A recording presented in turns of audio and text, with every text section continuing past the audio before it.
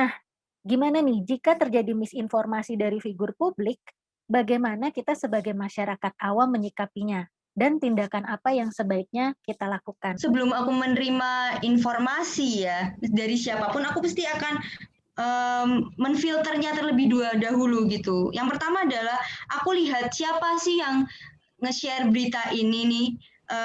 Aku mau tahu kredibilitasnya dia itu gimana. Gimana sih kredibilitas dalam arti track recordnya dia dalam berbicara, dalam bersosial media gitu. Kalau di sosial media dia sering menyebarkan berita yang nggak benar ya rasanya ih emang yakin nih beritanya benar juga gitu. Dan yang kedua aku coba untuk melihat kompetensi orang tersebut gitu. Itu orang yang sesuai nggak sih untuk berbicara terkait topik itu?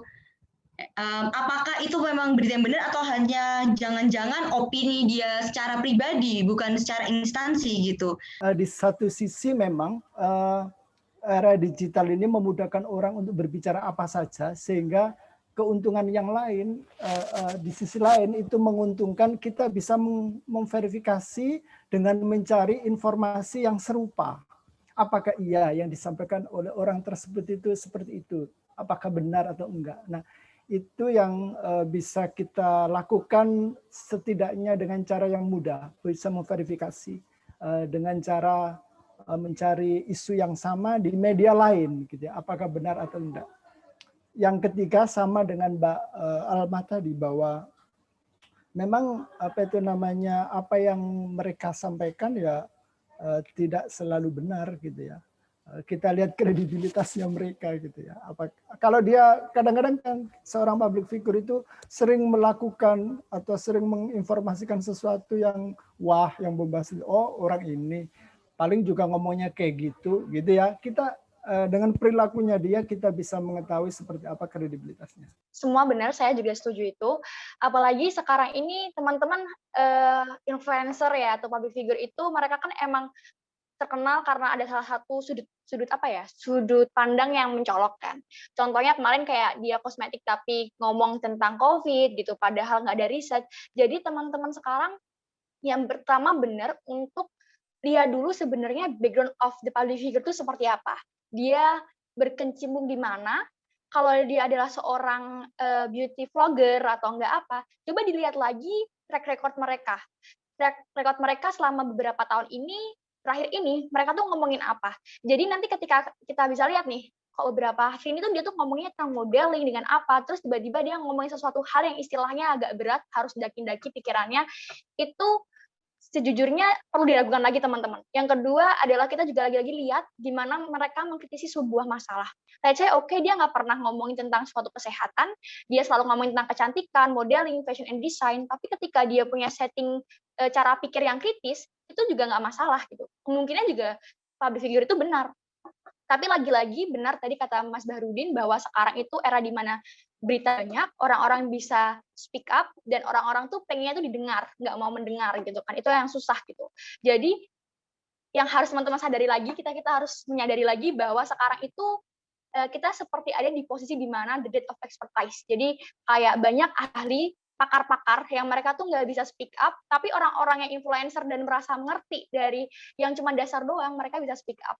Padahal kalau saran dari aku, ketika ada informasi dari public figure, lebih baik kita coba tanya ke sumber-sumber yang udah kredibel, kalau nggak dosen. Apalagi sekarang ada LinkedIn ya. Sebagai media, ini ada standar khusus nggak sih untuk meliput wabah? Bagaimana peran ideal sebuah media ini untuk mencegah misinformasi dan mengurangi kekhawatiran masyarakat? Media itu menjadi satu dari pilar demokrasi ya, di Indonesia, nomor 4 ya, setelah Trias Politika. Jadi kalau saat ini banyak media yang menyampaikan berita cenderung ke arah hoax, cenderung ke arah fake news misalnya, terutama ini media online. Kita tidak bisa memungkiri bahwa banyak sekali berita-berita yang model seperti itu gitu ya. Apa yang harus kita lakukan untuk melihat berita seperti itu? Gini, setiap media itu ketika menyampaikan berita, mereka membutuhkan rating ya. seperti program sinetron di televisi dan sebagainya, ini termasuk berita, terutama di media online, sehingga mereka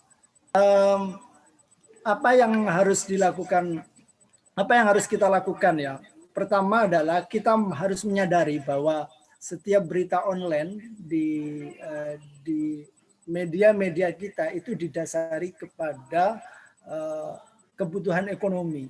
Jadi apa yang mereka sampaikan itu tidak lepas dari keinginan untuk memperoleh engagement, memperoleh like, memperoleh share gitu ya, sehingga melahirkan sebuah atau melahirkan pundi-pundi ekonomi dan menguntungkan mereka. Maka sebagai seorang warga yang kritis, kita tidak selamanya mempercayai setiap media itu. Media itu ngasih framing, terus judulnya bombastis. Nah, teman-teman kalau mau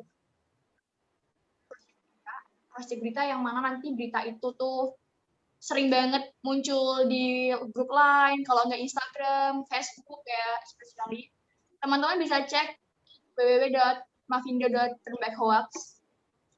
Itu adalah tempat di mana teman-teman bisa ngecek di mana berita-berita hoax di Indonesia itu yang mana yang asli, mana yang bukan. Jadi dari 2017 aku ada berita apa, aku cek di sana. Oke, gitu aja.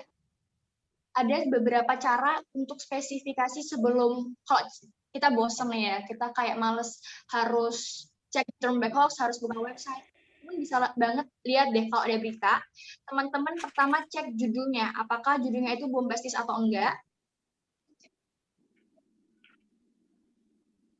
Pertama adalah judulnya apakah itu bombastis atau enggak. Itu biasanya tuh kata-katanya kayak nomor 5 bikin terkejut. Sebenarnya kalau nomor 5 bikin terkejut, nomor 4 tuh nggak ada informasi yang bisa diambil yang bagus gitu. Nah, yang kedua adalah coba lagi di berita itu biasanya ada nggak data, ada nggak angka. Kalau dikasih data dan angka, coba dilihat lagi sumbernya. Kan setiap data angka itu tidak serta-merta ada ya. Kalau di berita pasti nanti dikasih tahu sumbernya di mana. Teman-teman lihat sumbernya. Biasanya benar yang kayak kata Mas Daru tadi, untuk sumber-sumber yang domainnya nggak jelas, kemudian Ibu Menteri Ekonomi siapa tapi nggak ada namanya, itu biasanya ciri-ciri yang namanya berita hoax. Aku tiba-tiba kepikiran soal isu Aisyah Wedding, Kak. Banyak yang termakan dan langsung marah-marah karena seakan IO itu mempromosikan pernikahan anak di bawah umur. Tapi ada yang bilang itu cuma pengalihan isu atau hoax yang memang dibuat dengan tujuan tertentu. Kira-kira bagaimana pandangan panelis terhadap isu tersebut? Kalau dari aku, teman-teman, berita-berita kayak gitu kan cukup sering banget viral ya. Dan itu kalau teman-teman lihat, itu sebenarnya hal-hal yang sangat periodik. Entah terlepas itu untuk mereka bisa untuk apa ya, penaikan citra, kemudian branding, itu tuh teman-teman juga ketika ada berita, coba untuk relaksasi dulu.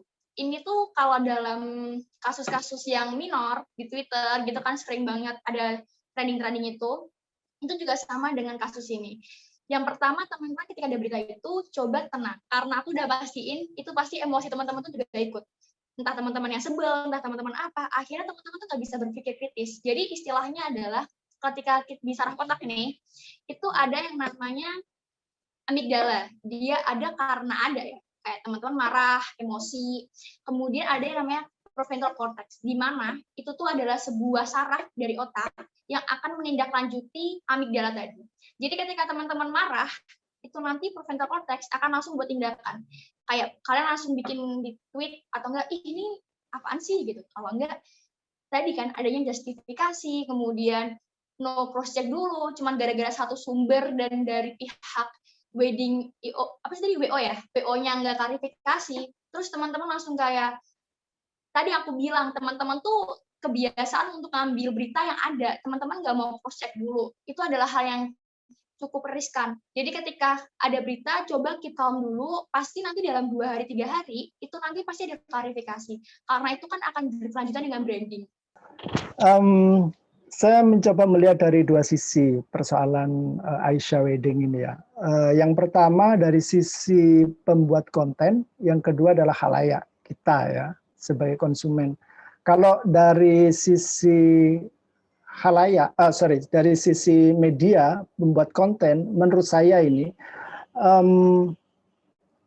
yang pertama adalah dia memang sengaja membuat sebuah isu yang memiliki isu tentang poligami, isu tentang pernikahan dini.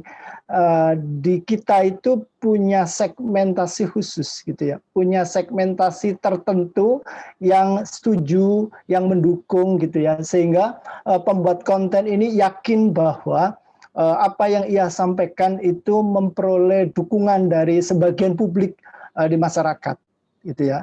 Itu yang perlu kita lihat, bahwa culture atau budaya kita itu terbagi dari sekian banyak itu. Orang yang terbiasa membuat konten atau bahkan media-media besar itu tahu siapa ketika saya membuat berita ini, publik mana yang mendukung dan publik mana yang tidak mendukung, publik mana yang menghujat, publik mana yang membela. Itu pasti tahu. Pingin menekankan aja kalau kita habis baca suatu berita, nggak usah langsung cepet heboh, cepet nge-share gitu. Kita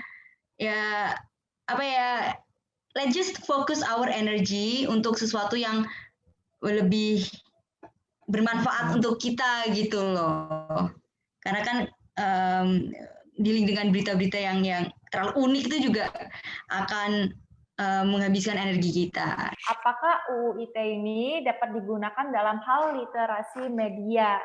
Oke. Ya, kalau di UU ITE itu terutama di pasal 27, kemudian pasal 28 berkaitan dengan pencemaran nama baik, berkaitan dengan ujaran kebencian, itu memang sangat